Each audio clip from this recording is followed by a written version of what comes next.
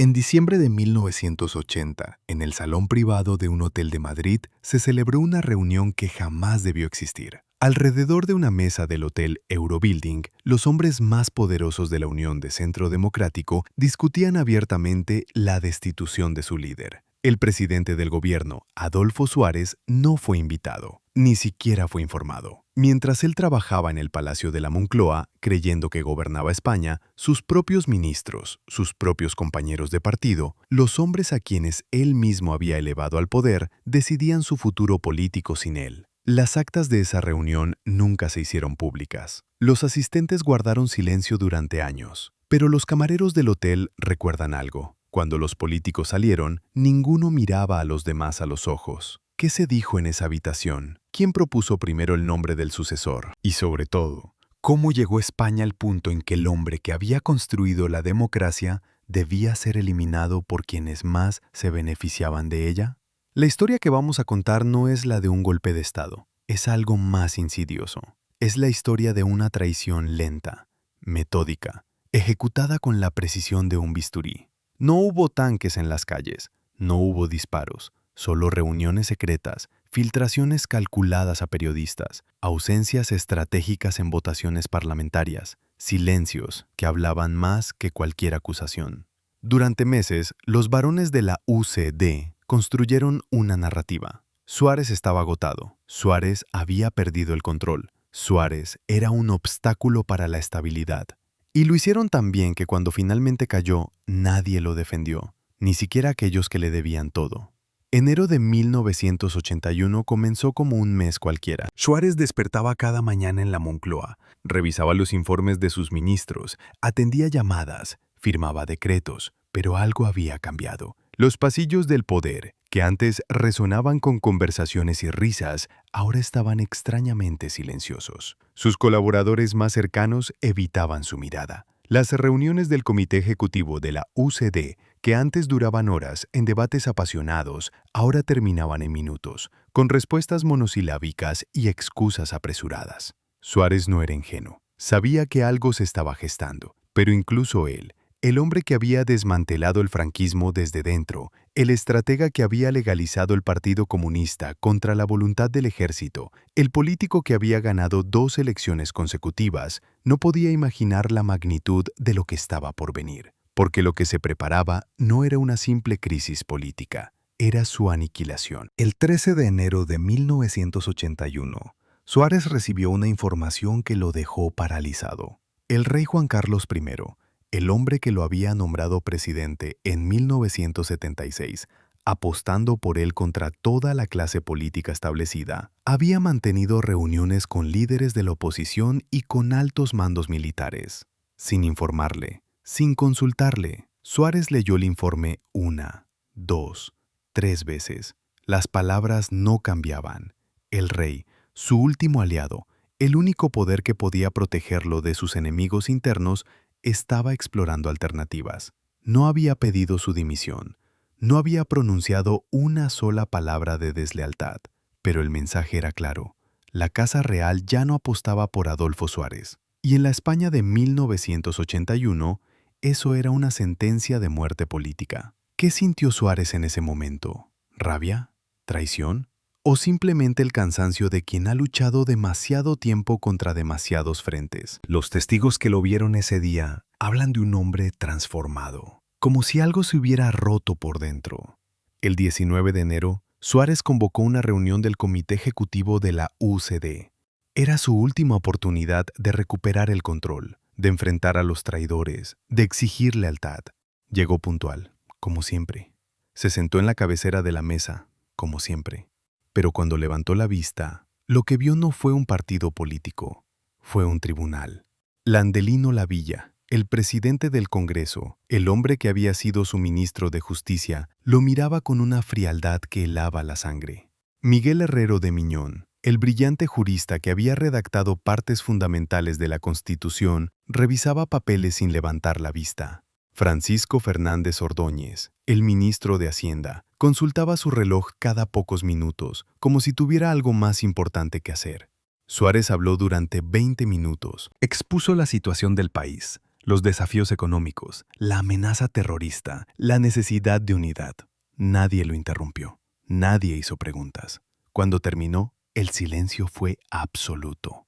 Entonces la villa habló. No atacó, no acusó. Simplemente sugirió, con una cortesía envenenada, que quizás el presidente debería considerar si su continuidad era lo mejor para España. Otros asintieron. Algunos miraban al suelo. Nadie defendió a Suárez, ni uno solo. La reunión terminó en menos de una hora. Cuando Suárez salió de la sala, uno de sus asistentes lo vio apoyarse contra la pared del pasillo, como si necesitara sostén físico para no caer. Ese fue el momento en que Adolfo Suárez comprendió que estaba completamente solo. Pero, ¿cómo había llegado hasta allí? ¿Cómo el hombre que había ganado 2 elecciones, que había aprobado la Constitución, que había convertido a España en una democracia, se encontraba ahora abandonado por todos? La respuesta está en la naturaleza misma de la UCD, porque la Unión de Centro Democrático nunca fue un partido. Fue una coalición de 15 grupos políticos distintos, democristianos, liberales, socialdemócratas, reformistas del franquismo, cada uno con su propia agenda, sus propias ambiciones, sus propios líderes. Suárez los había unido en 1977 con un solo objetivo: ganar las primeras elecciones democráticas, y lo habían logrado. Pero una vez en el poder, las fracturas comenzaron a aparecer. Los democristianos querían más influencia en educación y familia. Los socialdemócratas exigían reformas económicas más profundas. Los liberales presionaban por privatizaciones. Y Suárez, atrapado en el centro, intentaba satisfacer a todos sin contentar a ninguno. Cada decisión que tomaba alienaba a una facción. Cada concesión que hacía enfurecía a otra. Y los varones, esos líderes de las distintas familias ideológicas, comenzaron a verse a sí mismos no como subordinados de Suárez, sino como sus iguales o sus superiores. El año 1980 fue el año del acoso sistemático. En mayo, el líder de la oposición, Felipe González, presentó una moción de censura contra Suárez. Era un movimiento parlamentario rutinario, destinado a fracasar. Y fracasó. 166 votos contra 240. Pero el debate expuso algo terrible, porque durante 3 días, el Congreso de los Diputados se convirtió en un juicio público contra Adolfo Suárez. González lo acusó de incompetencia, de debilidad, de haber perdido el control del país. Y lo peor no fueron las acusaciones de la oposición. Lo peor fue el silencio de su propio partido. Los diputados de la UCD, que debían defenderlo con pasión, con datos, con argumentos, se limitaron a intervenciones tibias, burocráticas, sin convicción. Algunos ni siquiera asistieron a las sesiones. Otros votaron a favor de Suárez, pero luego filtraron a la prensa que lo habían hecho por disciplina de partido, no por convicción. El mensaje era claro: la UCD ya no creía en su líder. Y si un partido no cree en su líder, ese líder está muerto políticamente. Solo que aún no lo sabe. Durante el verano de 1980, mientras Suárez intentaba gobernar, los varones organizaban reuniones paralelas. No eran reuniones oficiales del partido, no constaban en ninguna agenda. Eran encuentros privados en casas particulares, en restaurantes discretos, en despachos cerrados. Allí, lejos de las cámaras y los periodistas, discutían abiertamente la sucesión. Landelino Lavilla era el favorito de los democristianos. Leopoldo Calvo Sotelo tenía el apoyo de los sectores más conservadores. Rodolfo Martín Villa, el ministro del Interior, era respetado por su eficacia, aunque algunos lo consideraban demasiado cercano a Suárez. Cada facción tenía su candidato, pero todos coincidían en una cosa: Suárez debía irse. Las filtraciones a la prensa comenzaron a multiplicarse. Artículos anónimos en periódicos afines hablaban de un presidente agotado, desbordado, incapaz de controlar su propio partido. Ninguno citaba fuentes, ninguno ofrecía pruebas, pero la repetición constante de la misma narrativa creaba una realidad: Suárez estaba acabado. Y lo más perverso era que esas filtraciones no venían de la oposición, venían de dentro. De sus propios ministros, de sus propios diputados, de los hombres que comían en su mesa y luego lo apuñalaban por la espalda. En septiembre de 1980, Suárez intentó recuperar el control con una remodelación ministerial. Cambió a varios ministros, intentó equilibrar las distintas familias ideológicas, ofreció cargos a los críticos más vocales. Fue un error. Porque una remodelación de gobierno solo funciona si viene desde una posición de fuerza, y Suárez ya no tenía fuerza. Los nuevos ministros aceptaron los cargos, pero no le dieron lealtad. Los que fueron destituidos se convirtieron en enemigos abiertos, y los que permanecieron vieron la remodelación como una señal de debilidad. En política como en la naturaleza, los depredadores atacan cuando huelen sangre, y Suárez sangraba.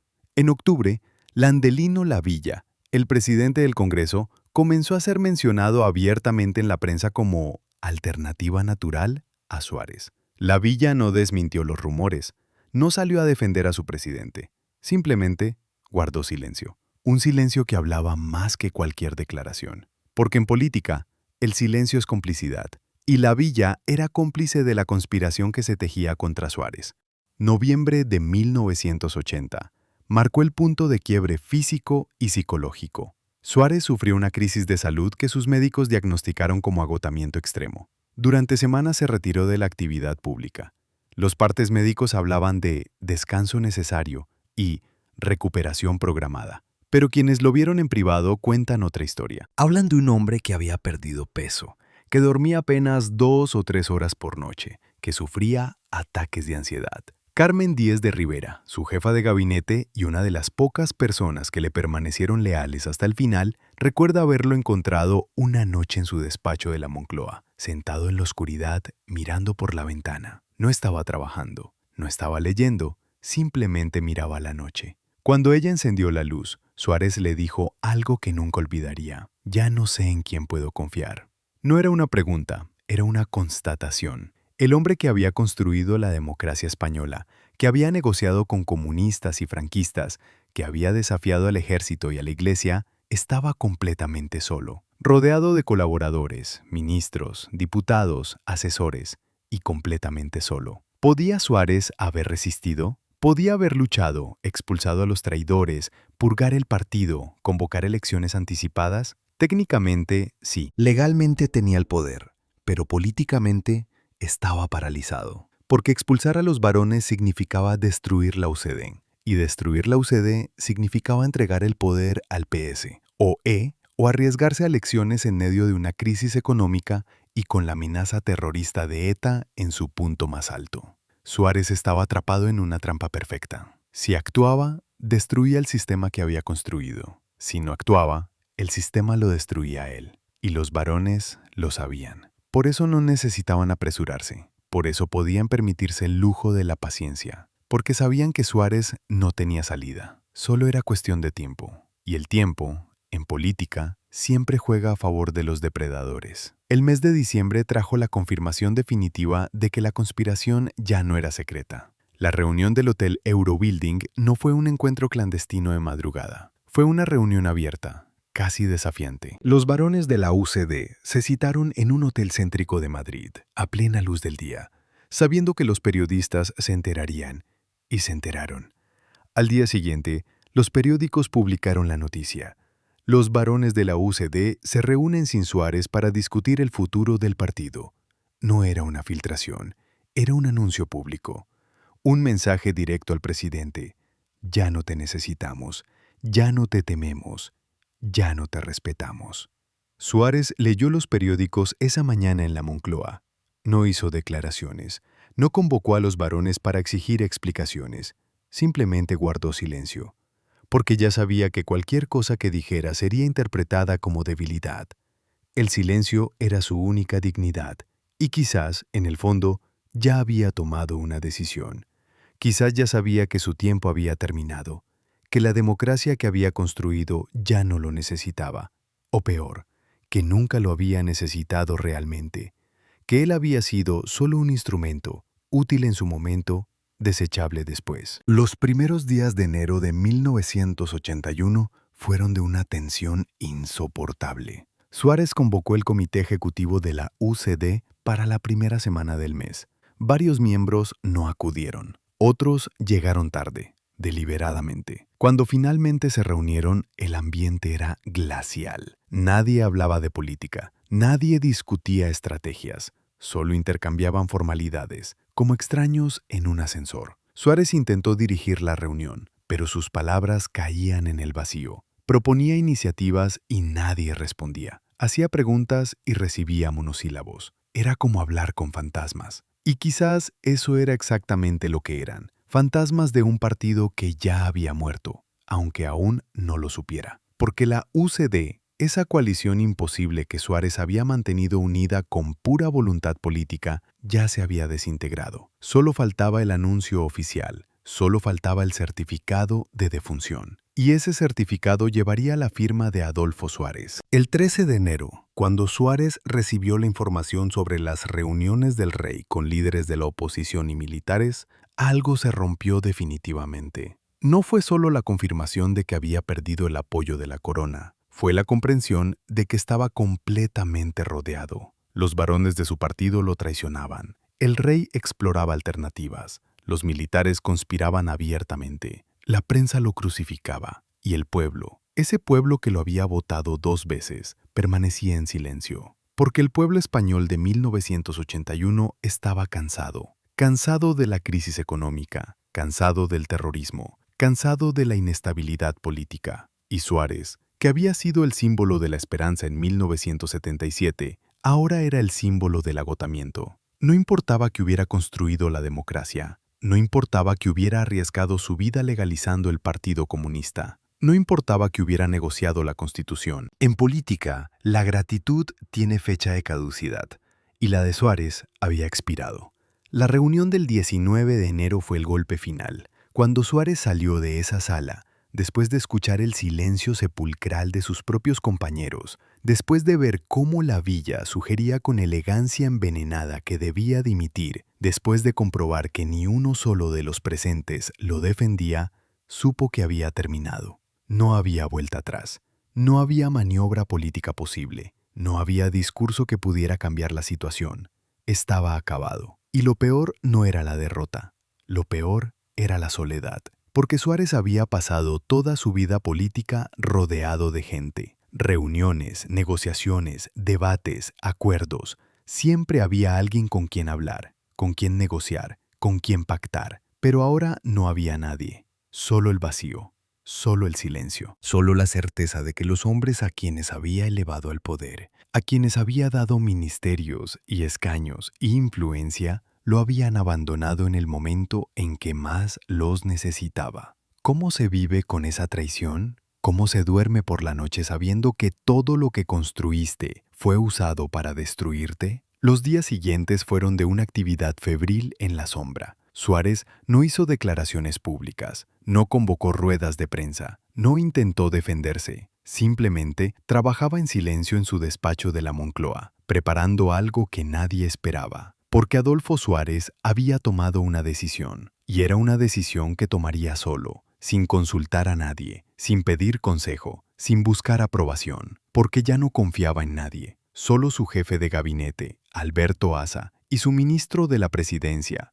Pío Cabanillas, sabían lo que estaba preparando, y lo que estaba preparando era su propio final, no un final impuesto por los varones, no un final negociado con el rey. No un final dictado por las circunstancias, sino un final elegido por él. Porque si iba a caer, caería de pie. Si iba a ser derrotado, sería derrotado en sus propios términos. Y si iba a abandonar el poder, lo haría con la única arma que le quedaba, la dignidad. El 26 de enero de 1981, a las 9 de la noche, los españoles encendieron sus televisores y vieron algo que no esperaban. Adolfo Suárez, presidente del gobierno, sentado en un estudio de radiotelevisión española, mirando directamente a la cámara. No había periodistas, no había preguntas, solo Suárez y la cámara. Y entonces habló. Durante 10 minutos, con la voz quebrada por la emoción, anunció su dimisión. No culpó a nadie, no mencionó las traiciones, no habló de los varones, ni del rey, ni de las conspiraciones. Simplemente dijo que no quería ser un obstáculo para la democracia, que España necesitaba estabilidad, que él había cumplido su misión y que ahora era el momento de dar un paso atrás. Las palabras eran nobles, el tono era sereno, pero quienes lo conocían podían ver la verdad detrás de la máscara, podían ver el dolor en sus ojos, podían escuchar la rabia contenida en cada pausa. Podían sentir la soledad absoluta de un hombre que había sido abandonado por todos. Los técnicos de RTV que estuvieron presentes en la grabación cuentan que Suárez tuvo que interrumpir varias veces, que lloró, que necesitó recomponerse antes de continuar, que cuando terminó, se quedó sentado en silencio durante varios minutos, como si no tuviera fuerzas para levantarse. Y quizás no las tenía. Quizás ese discurso le había costado todo lo que le quedaba. La reacción fue inmediata y reveladora. Los varones de la UCD expresaron su respeto por la decisión de Suárez. Landelino Lavilla habló de un gesto de grandeza. Miguel Herrero de Miñón elogió su sentido de Estado. Francisco Fernández Ordóñez agradeció su servicio a España. Palabras hermosas, palabras vacías. Porque ninguno de ellos mencionó que habían pasado meses conspirando para llegar exactamente a ese momento. Ninguno reconoció que habían destruido sistemáticamente a su propio líder. Ninguno admitió que la dimisión de Suárez no era un gesto voluntario, sino el resultado de una traición colectiva. Y Suárez, fiel a su decisión de no acusar, guardó silencio. No respondió a las declaraciones, no desenmascaró a los traidores. Simplemente se retiró a la Moncloa y comenzó a preparar su salida, porque había aprendido algo fundamental sobre el poder, que la lealtad es una ilusión, que la gratitud es efímera, y que en política, como en la naturaleza, los débiles son devorados por los fuertes, y él ya no era fuerte. Era solo un hombre cansado que había dado todo por su país y que ahora era recompensado con el olvido. El 29 de enero, la UCD designó a Leopoldo Calvo Sotelo como candidato a presidente del gobierno. La transición fue rápida, eficiente, casi indecente en su velocidad, como si quisieran borrar cualquier rastro de Suárez lo antes posible. Como si su mera presencia fuera un recordatorio incómodo de lo que habían hecho. Calvo Sotelo era un hombre respetable, competente, moderado, exactamente lo que los varones querían, alguien que no les hiciera sombra, alguien que pudiera ser controlado, alguien que no tuviera el carisma ni la independencia de Suárez. La investidura estaba programada para el 23 de febrero. Todo parecía estar bajo control. La UCD había conseguido lo que quería. Deshacerse de Suárez sin destruir el partido, o eso creían, porque lo que no sabían, lo que no podían imaginar, era que el 23 de febrero de 1981 no sería recordado por la investidura de Calvo Sotelo, sería recordado por algo mucho más terrible, algo que demostraría que la caída de Suárez no había traído estabilidad, sino caos, que la traición de los varones no había salvado la democracia, sino que la había puesto al borde del abismo. Febrero de 1981 amaneció con una calma que nadie creía. En los pasillos del Congreso, los diputados de la UCD caminaban con la cabeza alta, convencidos de que habían salvado la democracia. Leopoldo Calvo Sotelo preparaba su discurso de investidura, revisando cada palabra, cada promesa, cada compromiso. Los varones que habían derrocado a Suárez se reunían en cafeterías cercanas a la carrera de San Jerónimo, celebrando su victoria con discretos brindis. Pero había alguien que no celebraba. Había alguien que sabía algo que los demás ignoraban. En un despacho del Ministerio del Interior, un funcionario de inteligencia revisaba informes que llevaban semanas acumulándose en su escritorio. Informes sobre movimientos inusuales de unidades militares, sobre reuniones nocturnas entre oficiales retirados y generales en activo, sobre llamadas telefónicas interceptadas donde se mencionaba una palabra que helaba la sangre: operación. Ese funcionario intentó advertir a sus superiores. Nadie lo escuchó, porque todos estaban demasiado ocupados celebrando la caída de Suárez como para prestar atención a lo que realmente importaba. ¿Quién era ese funcionario? ¿Qué sabía exactamente? Y sobre todo, ¿podría haberse evitado lo que estaba por venir si alguien hubiera prestado atención a sus advertencias? La verdad es que la conspiración militar no comenzó en febrero. Comenzó meses antes, alimentada precisamente por el caos político que los varones de la UCD habían creado. Porque mientras ellos jugaban sus juegos de poder en Madrid, en los cuarteles de toda España, oficiales del ejército observaban con creciente alarma. Veían un gobierno paralizado, veían un partido desintegrado, veían un presidente humillado públicamente por sus propios ministros y sacaban una conclusión: la democracia no funcionaba. Los militares españoles de 1981 no eran todos golpistas. La mayoría eran profesionales leales a la Constitución. Pero había un grupo, pequeño pero organizado, que creía sinceramente que España estaba al borde del abismo, que el terrorismo de ETA destruiría el país, que las autonomías fragmentarían la nación, que los políticos eran incompetentes y corruptos, y que solo el ejército podía salvar a España. Esa creencia no surgió de la nada. Fue cultivada, alimentada, reforzada por cada crisis política, por cada atentado terrorista, por cada imagen de Suárez siendo humillado por su propio partido. Los varones de la UC creían que estaban salvando la democracia. En realidad, estaban cavando su tumba. El general Alfonso Armada era un hombre de confianza del rey. Había sido su secretario personal durante años. Conocía los secretos de la Casa Real mejor que nadie. Y durante el otoño e invierno de 1980, Armada mantuvo reuniones con políticos de la UCD, con líderes de la oposición, con oficiales del ejército. Oficialmente eran encuentros sociales, cenas privadas, conversaciones informales. Pero los servicios de inteligencia que monitoreaban esas reuniones detectaron algo inquietante. Armada hablaba de una solución a la crisis política, de un gobierno de concentración nacional, de la necesidad de estabilizar el país. Las palabras eran ambiguas, pero el mensaje era claro: había que actuar. Y actuar significaba algo más que cambiar de presidente, significaba cambiar el sistema. Armada nunca admitió públicamente que estuviera conspirando. Cuando fue juzgado después del 23 de febrero, se declaró inocente. Dijo que solo intentaba mediar, que solo buscaba soluciones pacíficas. Pero los documentos incautados en su despacho contaban otra historia. Una historia de planes detallados, de listas de ministros para un gobierno de emergencia, de cronogramas precisos. Una historia que demostraba que el golpe del 23 de febrero no fue una improvisación. Fue una operación planificada durante meses.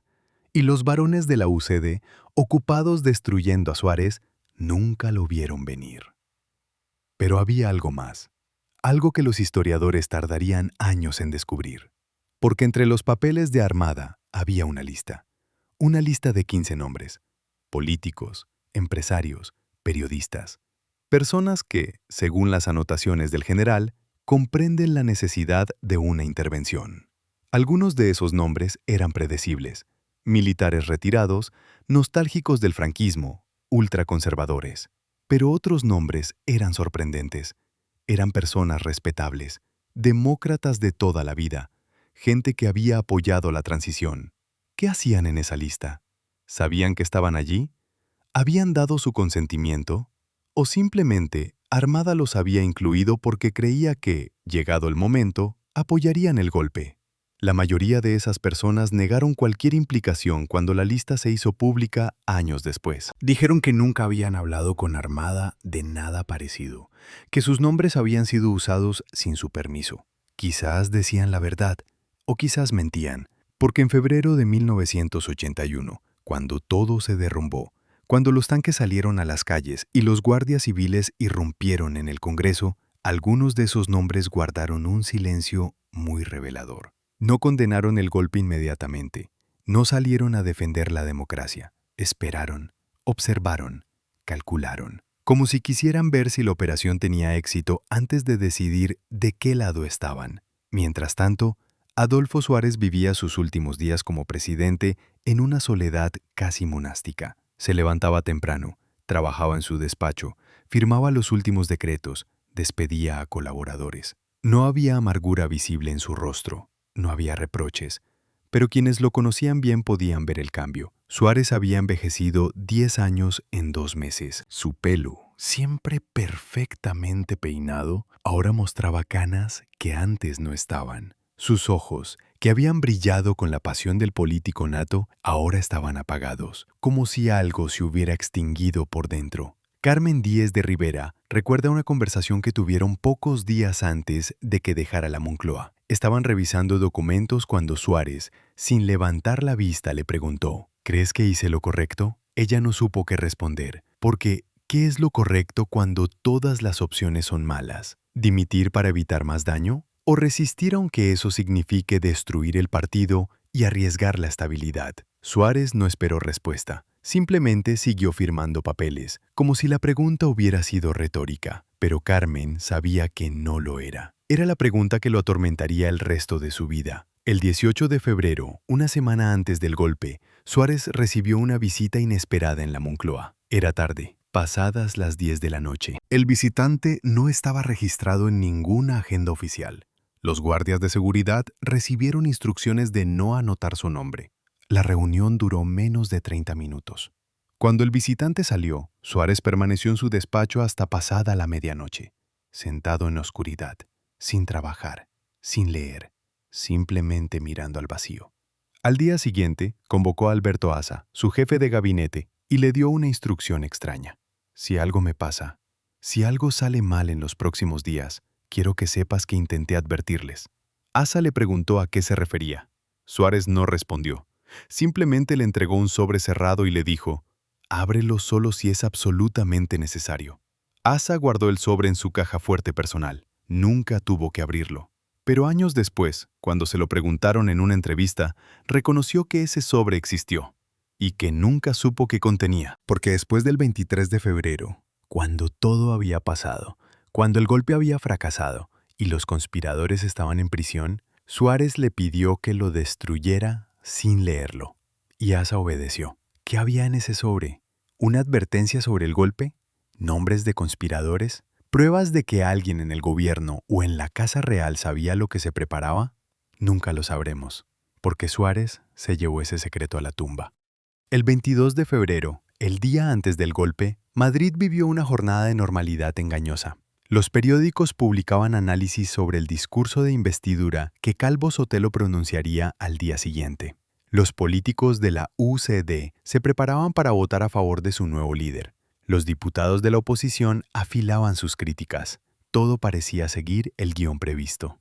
Pero en los cuarteles, en las comisarías de la Guardia Civil, en despachos militares de toda España, se movían las últimas piezas de un tablero que nadie más podía ver. El teniente coronel Antonio Tejero, destinado en Madrid, revisaba por última vez los planos del Congreso de los Diputados.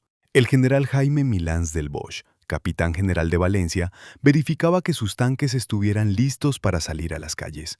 Y el general Armada esperaba en su casa de Madrid una llamada telefónica que le confirmaría que todo estaba listo. Esa llamada llegó a las 11 de la noche. Duró menos de un minuto. Cuando colgó, Armada se sirvió una copa de coñac y brindó solo, en silencio, por lo que creía que sería el renacimiento de España. No sabía que estaba brindando por su propia destrucción. El 23 de febrero de 1981, a las 6:23 de la tarde, mientras el presidente del Congreso leía los resultados de la primera votación de investidura de Calvo Sotelo, las puertas del hemiciclo se abrieron violentamente. Antonio Tejero entró al frente de 200 guardias civiles armados con subfusiles. Gritó, ¡quieto todo el mundo!, y disparó 3 veces al techo. El sonido de los disparos resonó en el hemiciclo como truenos. Los diputados se tiraron al suelo. Las cámaras de televisión que estaban transmitiendo en directo captaron todo. España entera vio cómo su democracia era secuestrada en tiempo real. Pero 3 hombres no se tiraron al suelo. 3 hombres permanecieron sentados, desafiando las armas.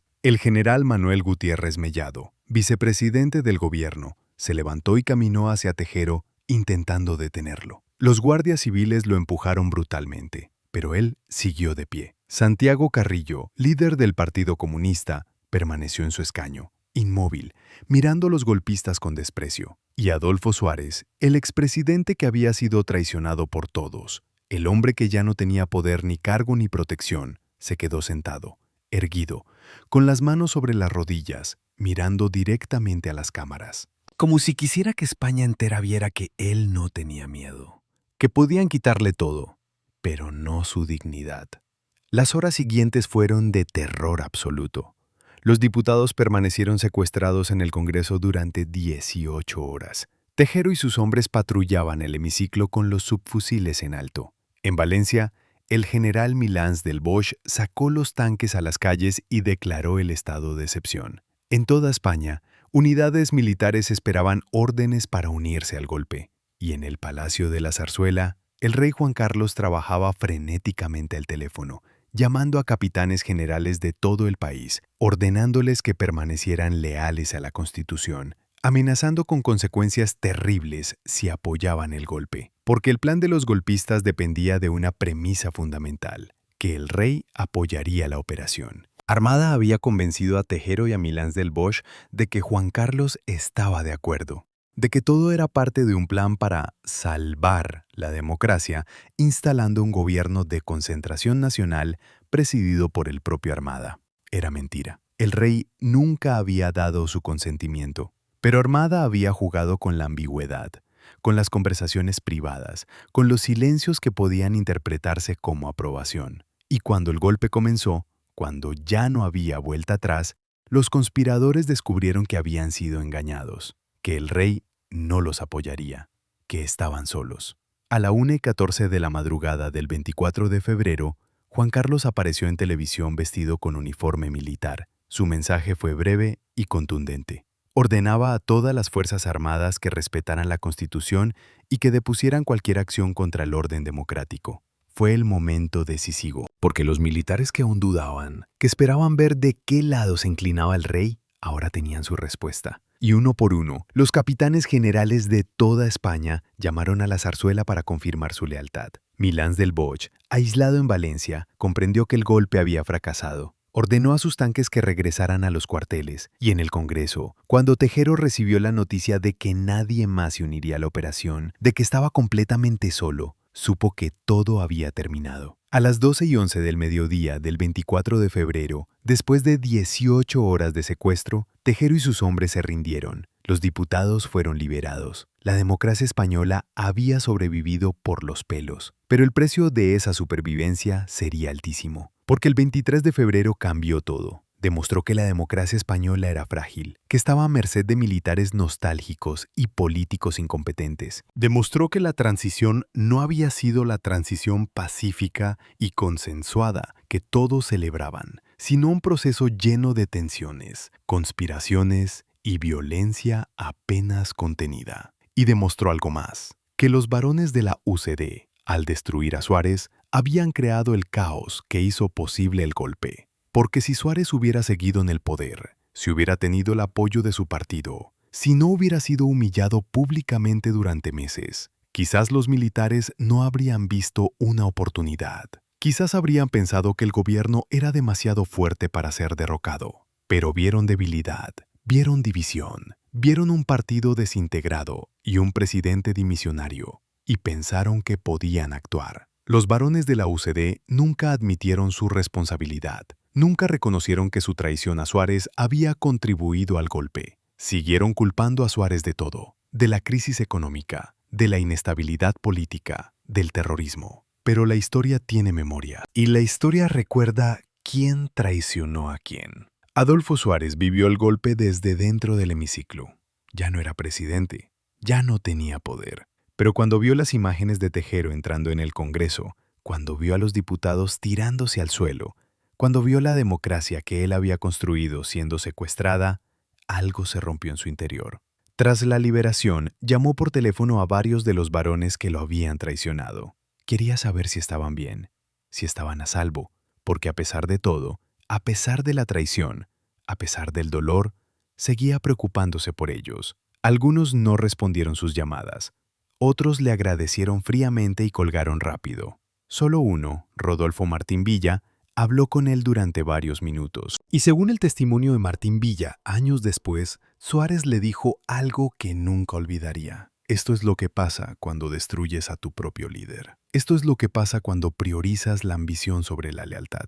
Espero que haya valido la pena. Martín Villa no supo qué responder, porque sabía que Suárez tenía razón, que el golpe del 23 de febrero era, en parte, consecuencia de lo que ellos habían hecho, que al destruir a Suárez, habían debilitado la democracia hasta el punto de hacerla vulnerable, y que esa culpa los perseguiría el resto de sus vidas. Los meses siguientes fueron de una hipocresía insoportable. Calvo Sotelo fue finalmente investido presidente en la segunda votación, celebrada días después del golpe. Los varones de la UC celebraron su victoria. Los periódicos elogiaron la madurez de la clase política española. El rey fue aclamado como salvador de la democracia. Y Adolfo Suárez fue olvidado, como si nunca hubiera existido, como si no hubiera sido él quien construyó todo lo que ahora celebraban.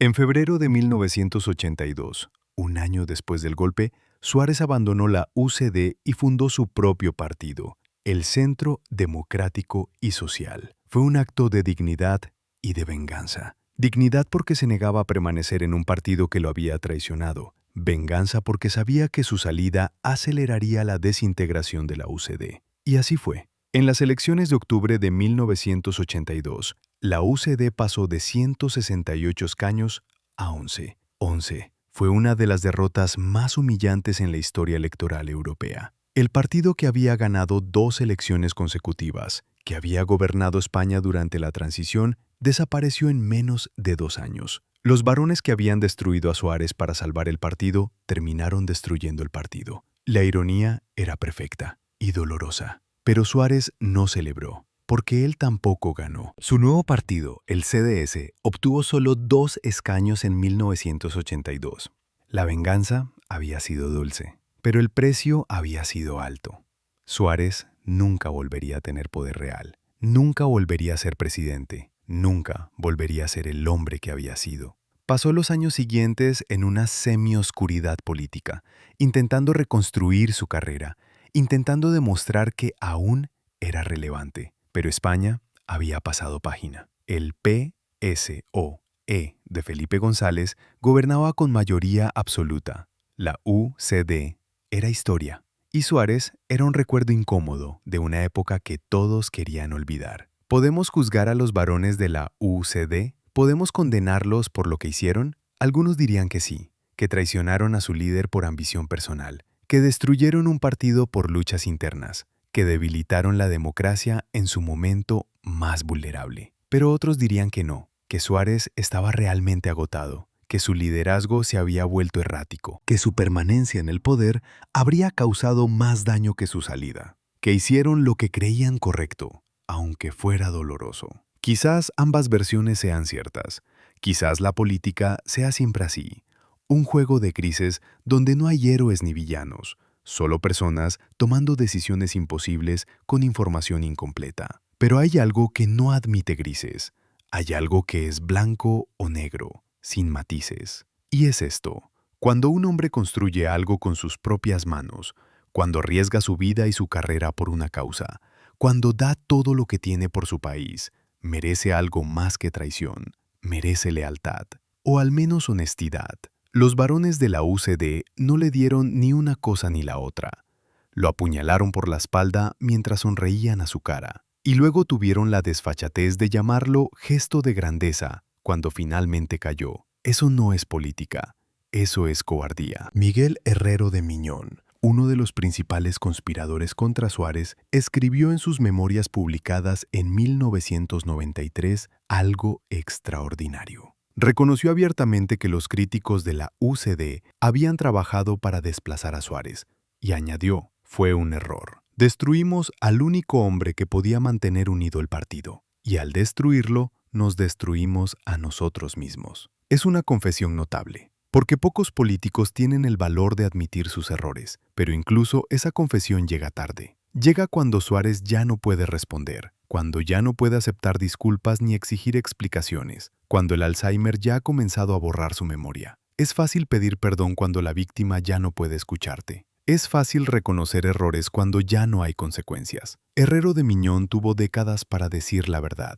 Eligió hacerlo solo cuando Suárez ya no podía defenderse. ¿Es eso valentía o es la última traición? Existe un documento que pocos han visto. Un informe médico fechado en noviembre de 1980, archivado en los registros privados de la Seguridad Social con el código reservado MS-80-11-23. En él, el doctor que atendió a Adolfo Suárez durante su crisis de salud anotó algo inquietante. El paciente presenta signos de agotamiento extremo, incompatibles con el ejercicio normal de sus funciones. Tensión arterial peligrosamente elevada, insomnio crónico documentado en más de 40 noches consecutivas, pérdida de peso de 11 kilogramos en 3 meses, temblor en las manos durante la exploración. Cuando se le pregunta por el origen del estrés, el paciente guarda silencio prolongado y luego responde: ya no sé quién está de mi lado. Ese informe nunca se hizo público, permaneció clasificado durante décadas, Pero cuando finalmente salió a la luz, reveló algo que los españoles intuían, pero no querían admitir: que Adolfo Suárez no dimitió por sentido de Estado, dimitió porque su propio cuerpo se estaba desmoronando bajo el peso de la traición. ¿Cuánto puede soportar un ser humano antes de quebrarse? ¿Cuántas noches sin dormir? ¿Cuántas puñaladas por la espalda? ¿Cuántos silencios cómplices antes de que el cuerpo diga basta? Los archivos de la Moncloa guardan otro secreto. Entre octubre y diciembre de 1980, desaparecieron 237 páginas de las actas del Consejo de Ministros. No fueron extraviadas por accidente, fueron retiradas deliberadamente, cortadas con precisión quirúrgica de los registros oficiales. ¿Qué contenían esas páginas? Según testimonios de funcionarios que las vieron antes de su desaparición, registraban intervenciones explosivas de ministros de la UC de contra Suárez. Acusaciones directas, exigencias de dimisión, amenazas apenas veladas. Todo lo que los varones dijeron en privado y que luego negaron en público estaba allí, documentado, fechado, firmado. Pero alguien decidió que esa verdad no debía conocerse. Alguien con acceso a los archivos más secretos del Estado entró, localizó esas páginas específicas y las hizo desaparecer. ¿Quién dio la orden? ¿Fue uno de los propios varones protegiendo su reputación? ¿Fue alguien de la Casa Real borrando evidencias comprometedoras? ¿O fue el propio Suárez, en un último gesto de dignidad, destruyendo las pruebas de su humillación para que la historia no recordara hasta qué punto había sido traicionado? Landelino Lavilla guardó un diario personal durante toda su carrera política. Escribía cada noche, sin falta, anotando reuniones, conversaciones, impresiones. Ese diario, que sus herederos donaron a la Fundación Pablo Iglesias años después de su muerte, contiene una entrada del 5 de diciembre de 1980 que hiela la sangre. Lavilla escribe: hoy nos reunimos en el Eurobuilding. Estuvimos presentes Herrero, Fernández Ordóñez, Rodríguez Agún y yo. Discutimos abiertamente la necesidad de que Adolfo se vaya. Nadie pronunció la palabra dimisión, pero todos la pensamos. Acordamos intensificar la presión. Fernández Ordóñez sugirió filtrar a El País información sobre desacuerdos internos. Herrero propuso boicotear la próxima votación presupuestaria. Yo me comprometí a mantener conversaciones discretas con líderes de la oposición para explorar alternativas. Cuando salimos del hotel, sentí algo extraño. No era culpa exactamente. Era la certeza de que estábamos cruzando una línea de la que no habría retorno, pero también la convicción de que no teníamos otra opción. Adolfo nos ha llevado al borde del abismo. Si no actuamos, el partido se hundirá, y con él, la democracia. Esas palabras revelan la mentalidad de los conspiradores. Se veían a sí mismos como salvadores, no como traidores. Creían sinceramente que destruir a Suárez era salvar a España. Esa es la tragedia más profunda. Que los hombres que lo traicionaron no eran villanos. Eran personas convencidas de estar haciendo lo correcto. Y eso los hace aún más peligrosos. Pero había alguien más en esa ecuación. Alguien cuyo papel exacto sigue siendo objeto de debate entre historiadores.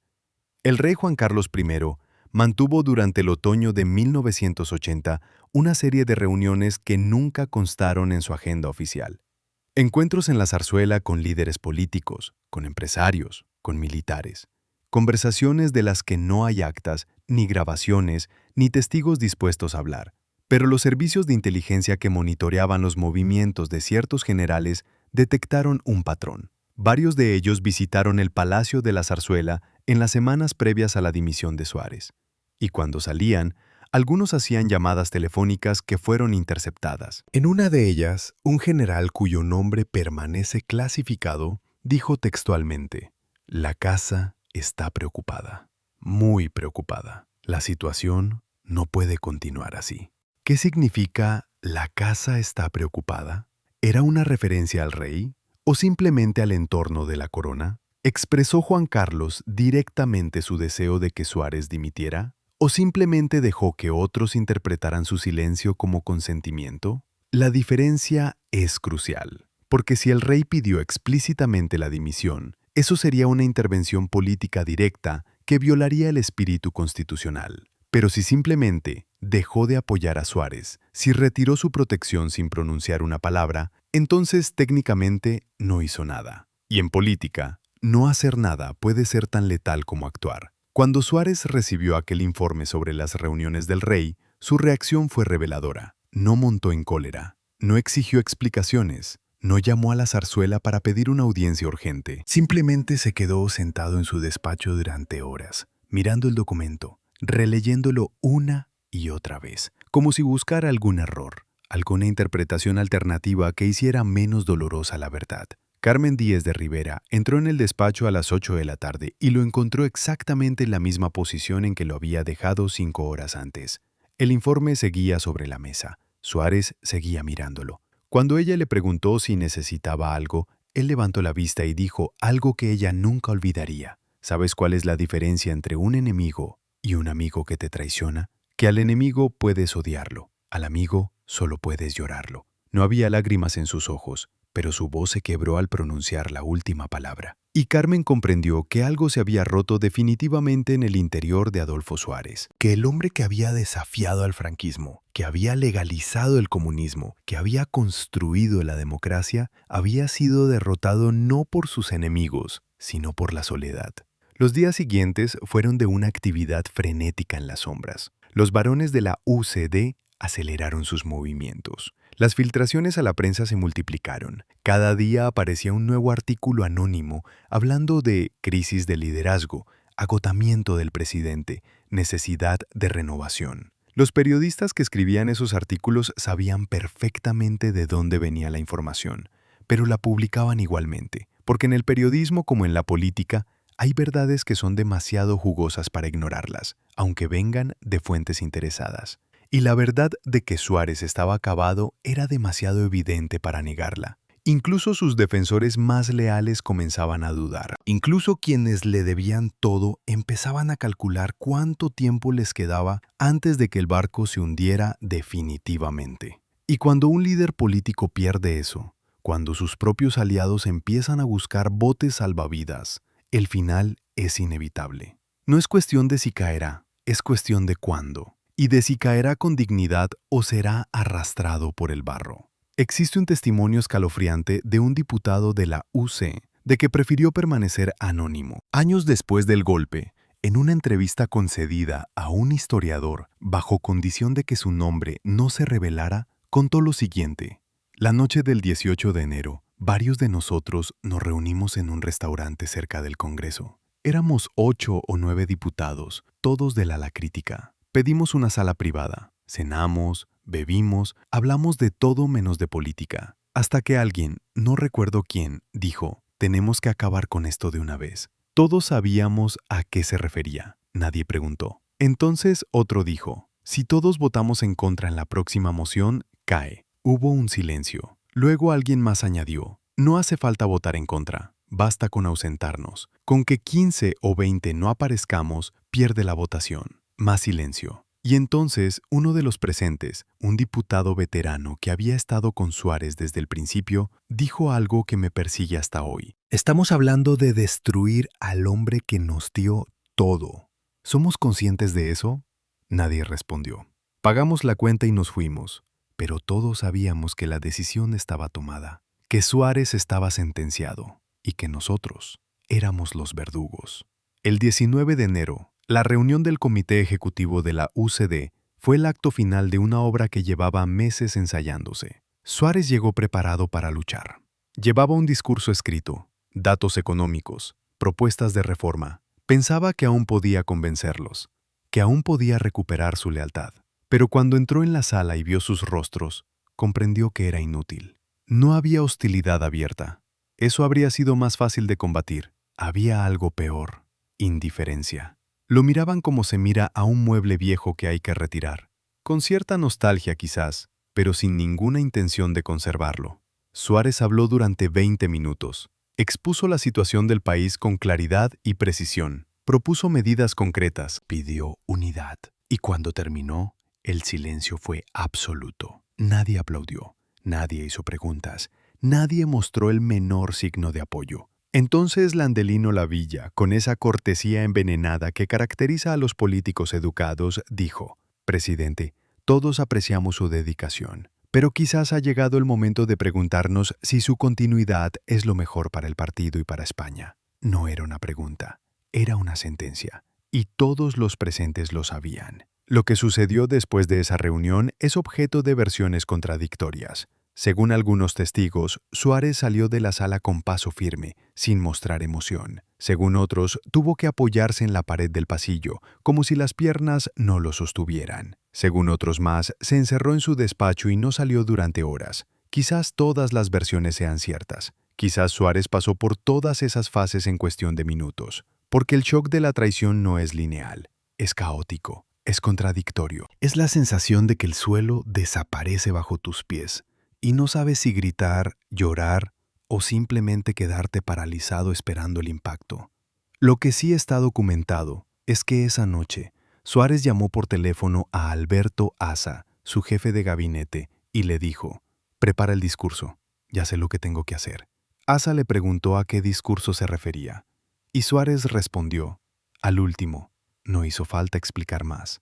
Asa comprendió inmediatamente, y esa misma noche comenzó a redactar el texto que Suárez pronunciaría 7 días después ante las cámaras de televisión. El texto que pondría fin a su carrera política. El texto que sería su epitafio. Pero antes de ese discurso hubo un último intento. Un último esfuerzo desesperado por parte de quienes aún creían en Suárez.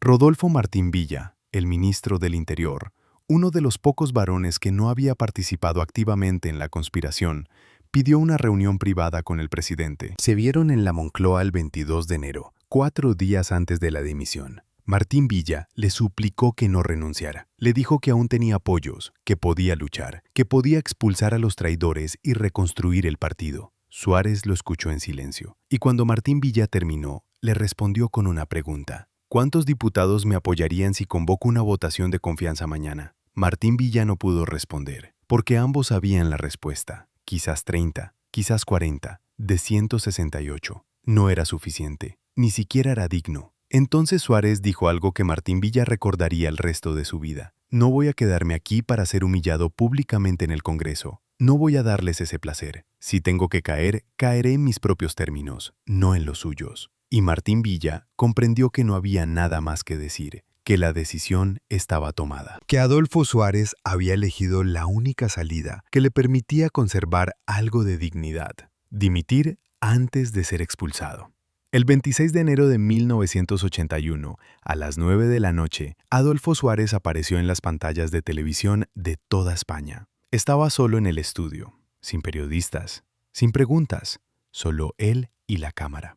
Y durante 10 minutos, con la voz quebrada por la emoción, anunció su dimisión. No mencionó las traiciones, no nombró a los varones, no acusó a nadie. Simplemente dijo que no quería ser un obstáculo para la democracia, que España necesitaba estabilidad, que él había cumplido su misión. Las palabras eran nobles, el tono era sereno, pero quienes lo conocían podían ver la verdad detrás de la máscara. Podían ver el dolor en sus ojos, podían escuchar la rabia contenida en cada pausa, podían sentir la soledad absoluta de un hombre que había sido abandonado por todos. Y cuando terminó el discurso, cuando la cámara se apagó, Suárez se quedó sentado en el estudio durante varios minutos, inmóvil, como si no tuviera fuerzas para levantarse. Los técnicos de RTVE que estaban presentes recuerdan que nadie se atrevió a acercarse, que simplemente esperaron en silencio hasta que finalmente Suárez se puso de pie, se ajustó la corbata y salió del estudio sin mirar a nadie, como un fantasma atravesando paredes. La reacción de los varones fue obscena en su hipocresía. Landelino Lavilla declaró a la prensa: «Adolfo Suárez ha demostrado una grandeza que honra a España». Miguel Herrero de Miñón habló de un gesto de estadista. Francisco Fernández Ordóñez elogió su sentido de responsabilidad. Ninguno mencionó que habían pasado meses conspirando para llegar exactamente a ese momento. Ninguno reconoció que la dimisión de Suárez no era voluntaria, sino forzada. Ninguno admitió que ellos eran los responsables. Y lo más perverso es que probablemente se creían sus propias palabras. Probablemente habían racionalizado la traición hasta el punto de convencerse de que habían actuado por el bien de España. Esa es la capacidad infinita del ser humano para el autoengaño, que podemos cometer las peores atrocidades y dormir tranquilos por la noche, convencidos de que hicimos lo correcto. Los varones de la UCD destruyeron a Suárez y luego lo elogiaron por haberse dejado destruir y llamaron a eso democracia. Pero hubo alguien que se benefició de todo esto más que nadie. Alguien que observó la caída de Suárez desde la distancia, calculando cada movimiento, esperando el momento preciso para actuar. Felipe González, líder del PSOE, había presentado la moción de censura en mayo de 1980, sabiendo que fracasaría, pero no la presentó para ganar, la presentó para debilitar a Suárez, para exponer sus fracturas internas, para demostrar a los españoles que el gobierno estaba dividido y era incapaz de gobernar. Y funcionó, porque cada día que pasaba después de esa moción, Suárez parecía más débil. Cada crisis interna de la UCD fortalecía al PSOE. Cada traición de los varones era un regalo para la oposición. Y cuando Suárez finalmente cayó, cuando la UCD se desintegró en 1982, Felipe González recogió los pedazos. Ganó las elecciones con mayoría absoluta. Gobernó España durante 14 años. Construyó su poder sobre las ruinas del partido que había destruido a Suárez. Esa es la verdad que nadie quiere admitir. Que los grandes beneficiarios de la traición a Suárez no fueron los varones de la UCD, fueron sus enemigos políticos. Porque mientras los varones se destruían entre sí, el PSOE esperaba pacientemente su turno. Y cuando llegó, arrasó. Existe una fotografía tomada el 28 de enero de 1981, 2 días después de la dimisión. Muestra a Adolfo Suárez saliendo de la Moncloa por última vez como presidente. Lleva un maletín en la mano, camina solo, no hay ministros despidiéndolo, no hay colaboradores acompañándolo, no hay periodistas haciéndole preguntas, solo él, cruzando el patio de la Moncloa hacia el coche que lo espera. La fotografía fue tomada desde lejos, con teleobjetivo, por un fotógrafo que estaba apostado en la calle, y captura algo devastador, la soledad absoluta del poder cuando se acaba. Porque el poder no es una posesión, es una relación, y cuando esa relación se rompe, cuando quienes te rodeaban desaparecen, cuando los teléfonos dejan de sonar y las puertas se cierran, lo que queda es esto, un hombre solo, con un maletín, caminando hacia la nada. Esa fotografía debería estar en todos los manuales de ciencia política. Debería ser estudiada por todos los que aspiran al poder, porque muestra la verdad más brutal de la política, que todo es efímero, que la lealtad es una ilusión y que al final todos caemos solos. ¿Podría Suárez haber evitado su caída? ¿Había alguna jugada, alguna maniobra, alguna estrategia que le hubiera permitido sobrevivir? Los historiadores debaten esa pregunta desde hace décadas. Algunos dicen que sí, que si hubiera sido más duro con los varones, si los hubiera expulsado del partido a tiempo, si hubiera convocado elecciones anticipadas, podría haberse salvado. Otros dicen que no, que la UCD era una coalición imposible desde el principio, que su desintegración era inevitable, que Suárez simplemente retrasó lo inevitable durante 4 años. Quizás ambas versiones sean ciertas. Quizás Suárez podría haber sobrevivido políticamente si hubiera sido más despiadado. Pero entonces no habría sido Suárez. Porque lo que lo definía no era su astucia política, aunque la tenía. No era su carisma, aunque lo poseía. Era su creencia fundamental en que la política debía ser un ejercicio de consenso, no de imposición. En que los adversarios podían convertirse en aliados. En que la lealtad era posible. Y esa creencia, tan noble, tan necesaria para construir la democracia, fue exactamente lo que lo destruyó. Porque construyó un sistema basado en la confianza, y luego descubrió que quienes más se beneficiaban de ese sistema eran los primeros en traicionarlo. La pregunta que queda, la pregunta que nadie puede responder es esta. ¿Sabía Suárez que el golpe se preparaba? ¿Tuvo información? ¿Intentó advertir a alguien? El sobre que entregó a Alberto Asa días antes del 23 de febrero sugiere que sí, que sabía algo, que había recibido algún tipo de advertencia. Pero, ¿de quién? ¿Del visitante misterioso que llegó a la Moncloa la noche del 18 de febrero? ¿De algún militar leal que le filtró información? ¿De los servicios de inteligencia que monitoreaban a Armada? Nunca lo sabremos. Porque Suárez destruyó ese sobre sin abrirlo, y con él destruyó la última prueba de lo que realmente sabía. Quizás lo hizo para proteger a alguien, Quizás lo hizo porque ya no le importaba, o quizás lo hizo porque comprendió algo fundamental, que la verdad, en política, es menos importante que la narrativa. Y la narrativa que España necesitaba después del 23 de febrero era simple. El rey salvó la democracia, los golpistas fueron derrotados, la transición continuó. Cualquier cosa que complicara esa narrativa, cualquier secreto que revelara complicidades o advertencias ignoradas, habría sido inconveniente. Así que Suárez guardó silencio, como siempre, como había hecho toda su vida, porque sabía que en política, a veces el silencio es la única arma que te queda cuando te han quitado todo lo demás. En los archivos del Congreso de los Diputados existe una cinta de audio que nunca debió grabarse. Fue registrada accidentalmente por un técnico de sonido que olvidó apagar el sistema de grabación después de una sesión plenaria en marzo de 1982. La cinta captura una conversación entre 3 diputados de la UCD en los pasillos vacíos del hemiciclo, pasada la medianoche. Uno de ellos dice: «Hemos destruido el partido por nada, absolutamente por nada». Otro responde: «No fue por nada, fue por ambición, y ahora pagamos el precio». El tercero guarda silencio durante varios segundos. Luego añade algo que hiela la sangre. «Lo peor no es que hayamos perdido el poder. Lo peor es que Suárez tenía razón, y nosotros lo sabíamos desde el principio». La grabación termina ahí. Nadie sabe quiénes eran esos 3 hombres. Nadie sabe si alguna vez confesaron públicamente lo que dijeron esa noche. Pero sus palabras revelan una verdad devastadora: que los varones de la UCD no traicionaron a Suárez porque creyeran que estaba equivocado. Lo traicionaron sabiendo que tenía razón. Y esa es la traición más imperdonable de todas. Las elecciones de octubre de 1982 fueron una masacre política sin precedentes en la historia democrática española. La UCD, que había gobernado España durante 5 años, que había ganado 2 elecciones consecutivas, que había aprobado la Constitución, pasó de 168 escaños a 11.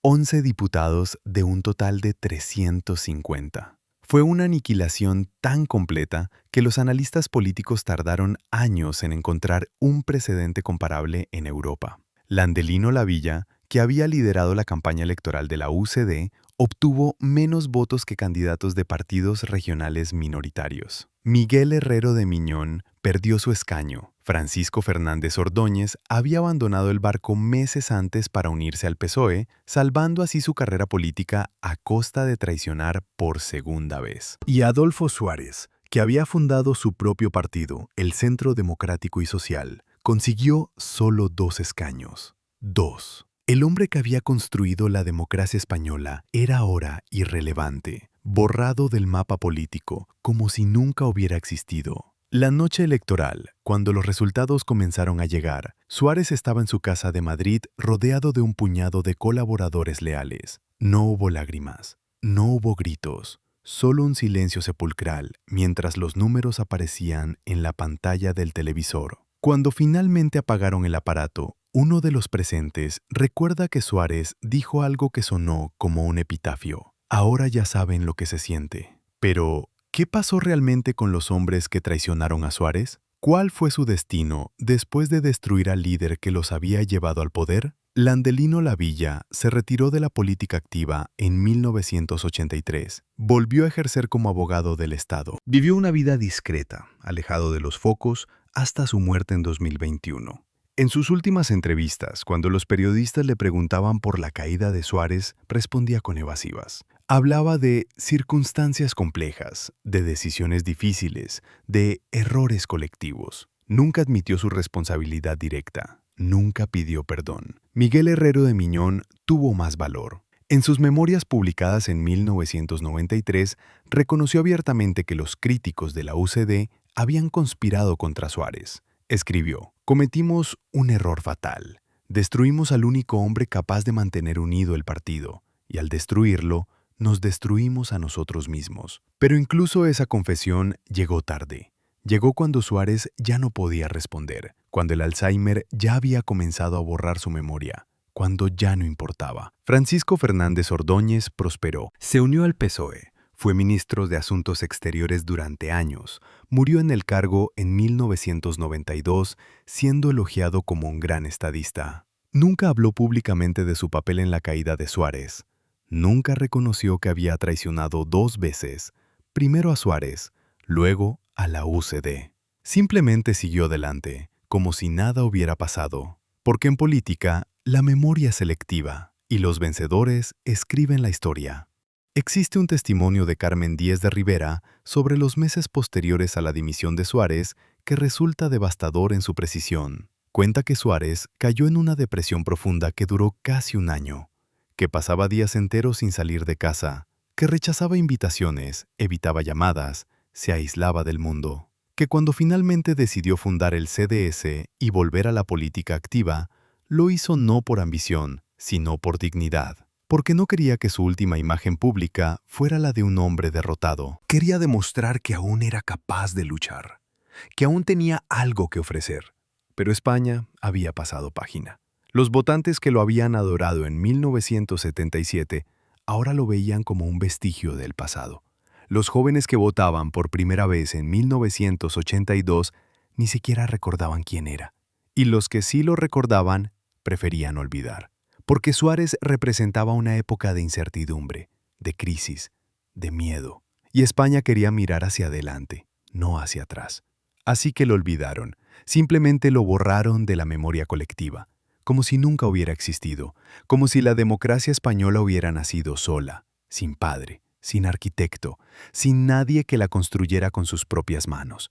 Pero hay algo que los españoles no saben, algo que permaneció oculto durante décadas y que solo salió a la luz cuando se desclasificaron ciertos documentos de los servicios de inteligencia. En enero de 1981, días antes de la dimisión de Suárez, el Centro Superior de Información de la Defensa interceptó una conversación telefónica entre 2 generales del ejército.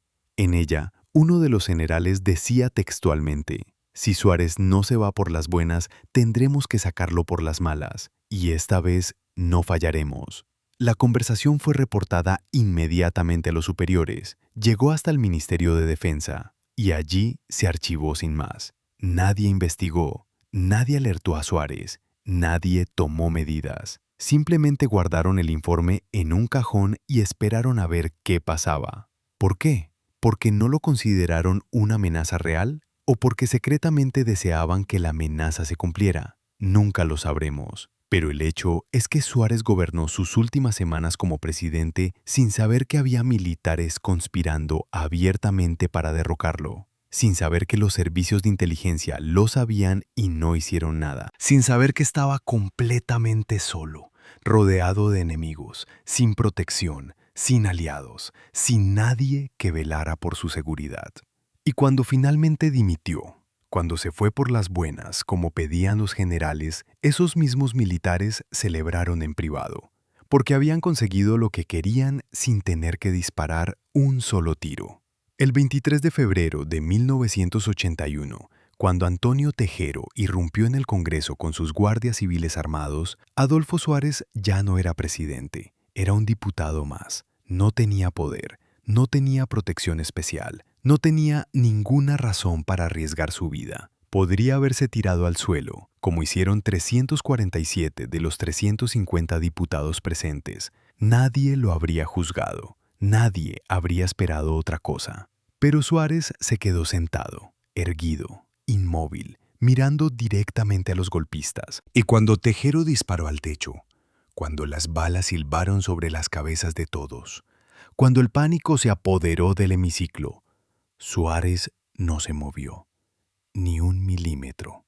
Hay una fotografía de ese momento que se ha convertido en icónica. Muestra a Suárez sentado en su escaño, con las manos sobre las rodillas, la espalda recta, la mirada fija. A su alrededor, diputados tirados en el suelo, escondiéndose bajo los asientos, cubriéndose la cabeza con las manos.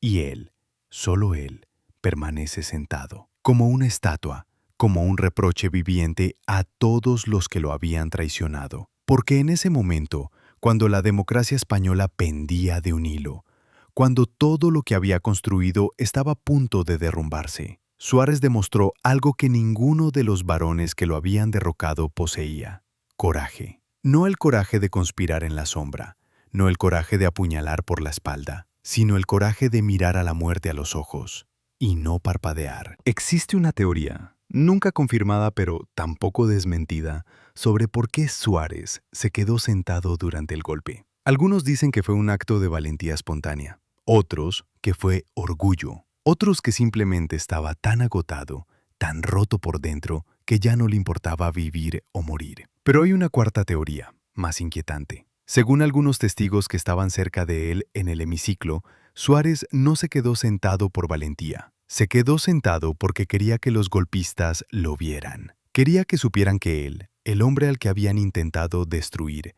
el hombre al que habían forzado a dimitir, seguía allí, seguía de pie, seguía desafiándolos. Era un mensaje, no a los diputados que se escondían bajo los asientos, no a los españoles que veían la escena por televisión, sino a los militares que habían conspirado contra él, a los políticos que lo habían traicionado, a todos los que habían creído que podían borrarlo de la historia. El mensaje era simple: pueden quitarme el poder, pueden destruir mi carrera, pueden olvidarme, pero no pueden quebrarme.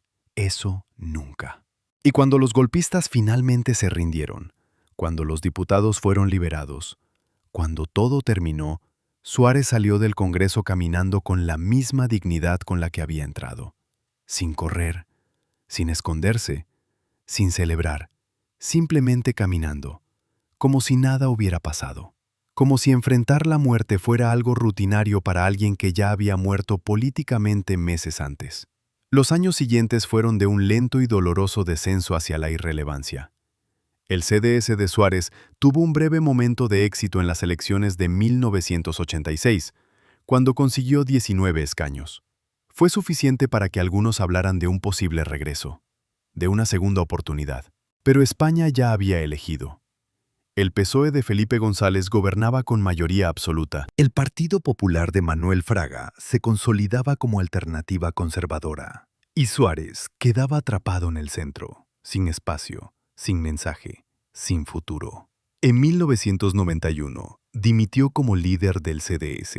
En 1993, se retiró definitivamente de la política. Y en 1994, le diagnosticaron Alzheimer. La enfermedad avanzó rápidamente. En pocos años, el hombre que había negociado con comunistas y franquistas, que había desafiado el ejército, que había construido la Constitución, no recordaba nada. Ni los triunfos, ni las traiciones, ni los amigos, ni los enemigos, ni siquiera su propio nombre. Sus últimos años fueron de un silencio absoluto. Vivía en su casa de Madrid, cuidado por su familia, visitado ocasionalmente por viejos colaboradores que venían a rendirle homenaje a un hombre que ya no sabía quiénes eran. Y cuando murió, el 23 de marzo de 2014, España entera se volcó en elogios póstumos. Políticos de todos los partidos hablaron de su grandeza. Periodistas escribieron artículos laudatorios. El rey presidió un funeral de Estado, pero quienes lo conocieron de verdad, quienes estuvieron con él en enero de 1981, sabían que todo eso era hipocresía. Que España no honraba a Suárez. España se honraba a sí misma. Celebraba su propia democracia y usaba el cadáver de Suárez como excusa. Hay una última pieza del rompecabezas que nunca encajó. Una pregunta que los historiadores llevan décadas intentando responder sin éxito. ¿Sabía el rey Juan Carlos que se preparaba el golpe del 23 de febrero? Las versiones oficiales dicen que no, que fue sorprendido completamente, que su actuación esa noche, llamando a los capitanes generales y ordenándoles lealtad a la Constitución, fue heroica e improvisada. Pero hay documentos desclasificados que sugieren otra cosa. Informes de inteligencia que llegaron a la Casa Real semanas antes del golpe. Advertencias de que algo se estaba gestando. Nombres de militares implicados. Y sin embargo, no se tomó ninguna medida preventiva. No se arrestó a nadie. No se reforzó la seguridad del Congreso. No se alertó al gobierno. Simplemente se esperó. ¿Por qué? Una teoría, nunca probada pero tampoco descartada, es que la Casa Real sabía del golpe pero decidió no impedirlo, que calcularon que un golpe fallido fortalecería la democracia más que un golpe abortado, que necesitaban que los militares mostraran su mano para poder neutralizarlos definitivamente, y que el 23 de febrero fue, en cierto modo, una operación controlada, un golpe permitido para ser derrotado. Suena a conspiración. Suena a locura, pero los documentos están ahí, las advertencias ignoradas, las medidas no tomadas, los silencios inexplicables. Y la pregunta permanece. ¿Fue el 23 de febrero un golpe espontáneo? ¿O fue la última jugada de un ajedrez político que comenzó con la caída de Suárez y terminó con la consolidación definitiva de la monarquía constitucional? Adolfo Suárez nunca habló públicamente de esa teoría. Nunca acusó al rey de nada. Mantuvo hasta el final una lealtad inquebrantable a la corona. Pero hay un detalle revelador. En los últimos años de su vida pública, cuando el Alzheimer ya había avanzado significativamente, un periodista consiguió hacerle una pregunta durante un acto. Le preguntó: «Presidente, ¿perdonó a quienes lo traicionaron?». Suárez lo miró con ojos vacíos. No respondió inmediatamente. Pasaron varios segundos. Y entonces, con una voz apenas audible, dijo: «No hay nada que perdonar. Ellos hicieron lo que creyeron correcto. Y yo hice lo que debía hacer». El periodista insistió: «¿Pero no siente rabia? ¿No siente dolor?». Y Suárez respondió algo que dejó helados a todos los presentes. «El dolor es para los que recuerdan. Yo ya no recuerdo nada». Era mentira. En ese momento Suárez aún conservaba fragmentos de memoria. Aún reconocía a su familia. Aún sabía quién había sido. Pero eligió decir que no recordaba. Eligió fingir que el Alzheimer había borrado todo. Porque quizás esa era la única forma de sobrevivir. La única forma de no volverse loco de rabia y dolor. Olvidar. O fingir que olvidabas. Y dejar que la historia siguiera su curso sin ti. Hoy, más de 40 años después de aquellos acontecimientos, España es una democracia consolidada. Una monarquía parlamentaria estable. Un país próspero integrado en la Unión Europea. Y cuando los españoles votan cada 4 años, cuando leen periódicos sin censura, cuando critican libremente a sus gobernantes, pocos recuerdan al hombre que hizo posible todo eso. Adolfo Suárez es un nombre en los libros de historia, una calle en algunas ciudades, un aeropuerto en Madrid.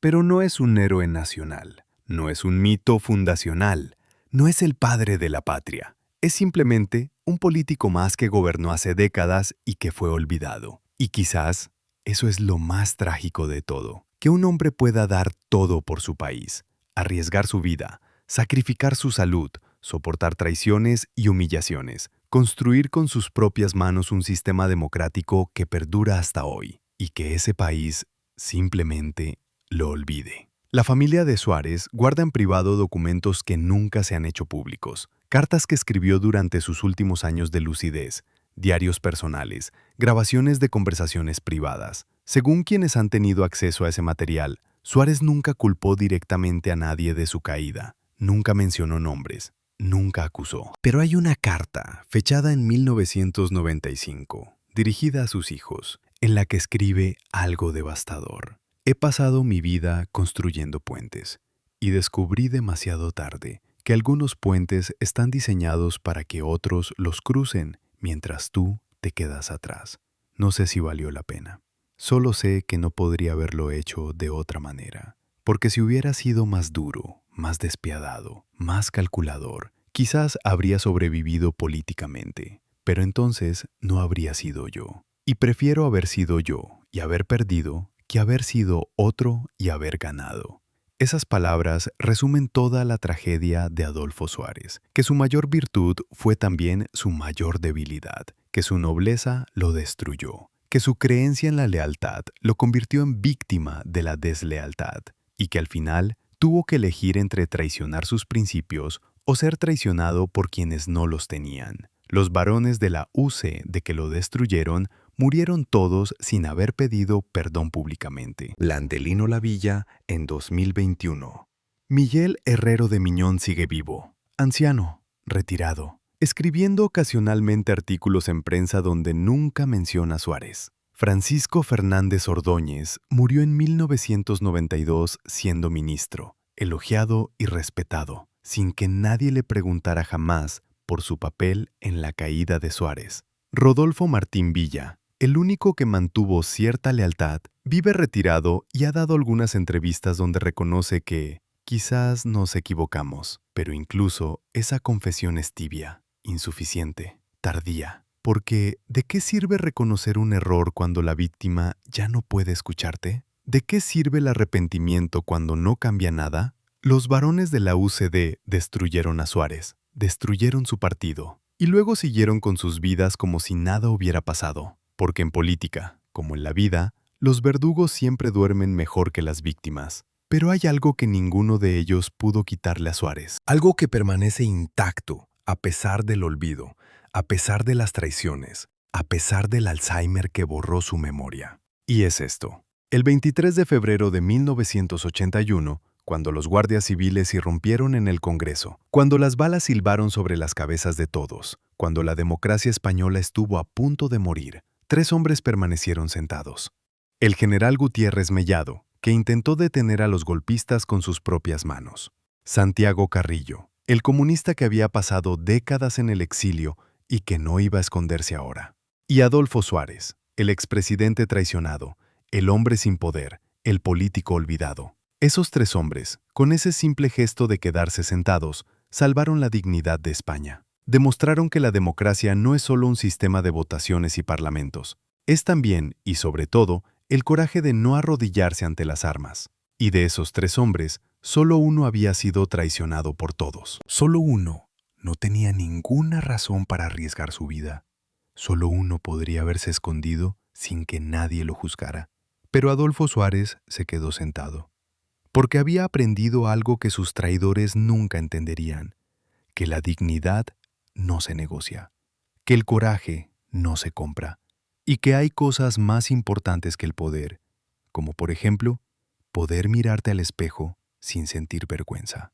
La pregunta final, la que persigue a todos los que estudian la transición española, es esta. ¿Podría haber sido diferente? ¿Podría Suárez haber sobrevivido políticamente? ¿Podría la UCD haberse mantenido unida? ¿Podría España haber evitado el golpe del 23 de febrero? Las respuestas son especulativas, pero hay algo que no admite especulación. Y es que la democracia española se construyó sobre el sacrificio de un hombre que dio todo y recibió traición, que confió en quienes no merecían confianza, que creyó en la lealtad cuando todos a su alrededor practicaban la deslealtad, y que al final, cuando todo se derrumbó, cuando fue abandonado por todos, cuando su carrera política terminó en humillación y olvido, mantuvo su dignidad intacta. Esa es la verdadera historia de Adolfo Suárez. No la del político astuto que construyó la democracia, sino la del hombre que fue destruido por ella, y que aún así nunca se arrepintió, nunca acusó, nunca se vengó. Simplemente siguió adelante, con la cabeza alta, hasta que el Alzheimer le robó incluso los recuerdos del dolor. Hoy, cuando visitamos el Congreso de los Diputados en Madrid, podemos ver una placa conmemorativa del 23 de febrero. Recuerda a los diputados que resistieron el golpe. Menciona al rey Juan Carlos como salvador de la democracia, pero no dice nada de Adolfo Suárez. No menciona que fue él quien construyó ese Congreso, ese sistema, esa democracia que los golpistas intentaron destruir. No recuerda que fue traicionado por su propio partido semanas antes del golpe. No explica que su caída creó el caos político que hizo posible la conspiración militar. Simplemente lo omite, como si nunca hubiera existido. Y quizás esa omisión es la metáfora perfecta de toda su vida política, que construyó algo hermoso y luego fue borrado de la historia de su propia creación. Porque las democracias, como los hijos ingratos, prefieren olvidar a quienes les dieron la vida, prefieren celebrar a los que llegaron después, a los que gobernaron en tiempos de paz, a los que no tuvieron que arriesgar nada porque otros ya habían arriesgado todo. Pero la historia tiene memoria. Y aunque España haya olvidado a Adolfo Suárez, aunque los libros de texto lo mencionen apenas de pasada, aunque las nuevas generaciones no sepan quién fue, los documentos permanecen, las grabaciones permanecen, los testimonios permanecen. Y algún día, cuando los últimos protagonistas de aquella época hayan muerto, cuando ya no quede nadie a quien proteger, ni nadie a quien culpar, la verdad completa saldrá a la luz. Y entonces, España descubrirá algo que debería haber sabido desde el principio, que su democracia no nació de un consenso pacífico entre caballeros, nació del sacrificio de un hombre que fue traicionado por quienes más le debían, que dio todo y recibió nada, que construyó un sistema que lo devoró y que aún así, cuando todo terminó, cuando fue olvidado y humillado, mantuvo su dignidad hasta el final. Esa es la verdadera historia de la transición española, no la que nos contaron, sino la que realmente sucedió. La historia de cómo un país construyó su democracia sobre las ruinas de la vida de un hombre, y luego fingió que ese hombre nunca existió. La última pregunta, la que nadie puede responder, es esta. ¿Sabía Suárez, en sus últimos momentos de lucidez, antes de que el Alzheimer lo borrara todo, que sería olvidado? ¿Intuía que España no lo recordaría como héroe, sino como nota al pie? ¿Le importaba? No hay forma de saberlo, porque Suárez se llevó esos pensamientos a la tumba. O más bien, el Alzheimer se los robó antes de que pudiera compartirlos. Pero hay un detalle final, un último testimonio que quizás responde esa pregunta. En 2013, un año antes de su muerte, cuando ya apenas hablaba, cuando pasaba los días sentado en silencio mirando por la ventana, su hija le preguntó, «Papá, ¿estás bien?» Suárez la miró, y con una voz apenas audible dijo, «Estoy en paz». 3 palabras, nada más. Pero quizás esas 3 palabras contienen toda la verdad. Que Adolfo Suárez, a pesar de todo, a pesar de las traiciones y el olvido, a pesar del dolor y la humillación, había encontrado algo que sus traidores nunca tendrían. Paz. La paz de quien sabe que hizo lo correcto. La paz de quien puede mirarse al espejo sin vergüenza. La paz de quien dio todo sin esperar nada a cambio. Y quizás esa paz, al final, vale más que todo el poder del mundo.